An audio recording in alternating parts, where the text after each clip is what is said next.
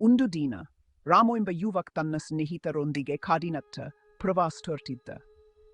Camping ಎಂದರೆ ನಗರದ ಜಂಜಾಟದಿಂದ ದೂರ, ಪ್ರಕೃತಿಯ ನೆರಳಲ್ಲಿ ತಾತ್ಕಾಲಿಕ ತಂಗುದಾಣ ನಿರ್ಮಿಸಿ ವಿಶ್ರಾಂತಿ ಪಡೆಯುವುದು. ಹೊಸ ಅನುಭವಗಳಿಗೆ ಇದು ಒಂದು ಅವಕಾಶವಾಗಿದೆ.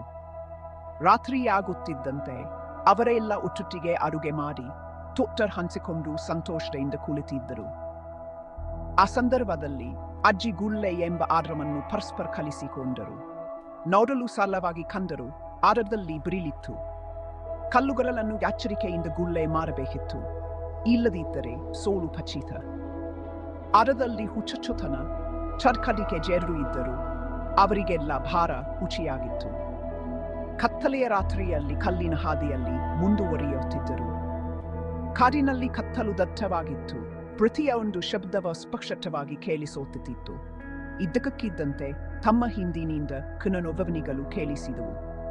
ಆರದು ಅಲ್ಲಿ ಅಂದು ರಾಮು ಮಗುವಿನಂತೆ ಕೇಳಿದ. ಸ್ನೇಹಿತರು ಮಗುತೊತ್ತ ಚಿಂತೆ ಮಾಡಬೇಲ್, ಕಾಡಿನ ಸಹಜ ಶಬ್ದಗಳು ಎಂದರು.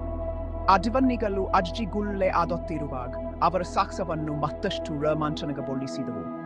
ಬೇವಿನ ಕಾಡಿನ ಶಬ್ದಗಳು ಬೇರೇನಲ್ಲ ಎಂದು ಸ್ನೇಹಿತರು ತಿಳಿಸಿದರು. ಕಲ್ಲುಗಳನ್ನು ಎಸೆದು ಯಾರು ಮೊದಲು ಸೋಲುತ್ತಾರೆಂದು ನೋಡತೊಡಗಿದರು. ತನ್ನ ಸಫಲತೆಗೆ ಹೆಸರಾಗಿದ್ದ ರಾಮು ಪ್ರತಿ ಬಾರಿಯೂ ಗೆಲ್ಲುತ್ತಿದ್ದ. ಅಜ್ಜಿ ಗುಳ್ಳಿ, ನಿನ್ನೆಲ್ಲ ನಾನು ನಿನ್ನನ್ನು ಸೋಲಿಸುತ್ತೇನೆ ಎಂದು ನಗುತ್ತಾ ಹೇಳಿದ. ಅದನ್ನು ಕೇಳಿ ಸ್ನೇಹಿತರು ಭಯದಿಂದ ನಕ್ಕರು. ರಾತ್ರಿಯ ವೇಳೆ ಕೆಲವು ಶಬ್ದಗಳು ತುಂಬಾ ಭಯಾನಕವಾಗುತ್ತವೆ. ಆ ಆಧಾರದಲ್ಲೇ ಹೆಚ್ಚು ಸಮಯ ಕಳೆಯವೆಂದು ಅವರೆಲ್ಲ ತೀರ್ಮಾನಿಸಿದ. ಕ್ಯಾಂಪಿಂಗ್ ಸಾಹಸವನ್ನು ಮತ್ತಷ್ಟು ಆನಂದಿಸಿದರು. ಹೊಸ ಅನುಭವಗಳಿಗಾಗಿ ತಯಾರಾದರು. ಆ ಕಾಡು ಪ್ರವಾಸ ಅವರ ಜೀವನವನ್ನೇ ಬದಲಿಸಿತು. ಹೊಸ ಕನಸುಗಳು ಮತ್ತು ಸಾಹಸಗಳಿಗೆ ದಾರಿ ಮಾಡಿಕೊಟ್ಟಿತು. ಮನೆಗೆ ಹಿಂತಿರುಗಿದಾಗ ತಮ್ಮ ಅನುಭವಗಳನ್ನು ಎಲ್ಲರೊಂದಿಗೆ ಹಂಚಿಕೊಂಡರು.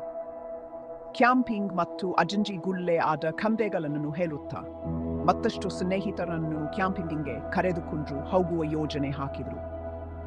ಆ ಕಥೆಯಿಂದ ನಮಗೆ ತಿಳಿಯುವುದೇನೆಂದರೆ, ಹೊಸ ಕನಸುಗಳನ್ನು ಕಾಣಲು ನಮ್ಮ ಜೀವನದಲ್ಲಿ ಯಾವಾಗಲೂ ಸಮಯವಿದೆ. ಹೊಸ ಸಾಹಸಗಳು ನಾವು ಯಾರು ಮತ್ತು ಮಾಡಬೇಕೆಂಬುದನ್ನು ತೋರಿಸುತ್ತವೆ. ಧನ್ಯವಾದಗಳು ಆ ಕಥೆಯನ್ನು ಕೇಳಿದ್ದಕ್ಕಾಗಿ. ಮತ್ತಷ್ಟು ಸಾಹಸಗಳಿಗಾಗಿ ನಮ್ಮ ಚಾನೆಲ್ ಸಬ್ಸ್ಕ್ರೈಬ್ ಮಾಡಿ. ಸಿಹಿಯಾದ ಕನಸುಗಳು ನಿಮ್ಮನ್ನು ಕಾದಿವೆ.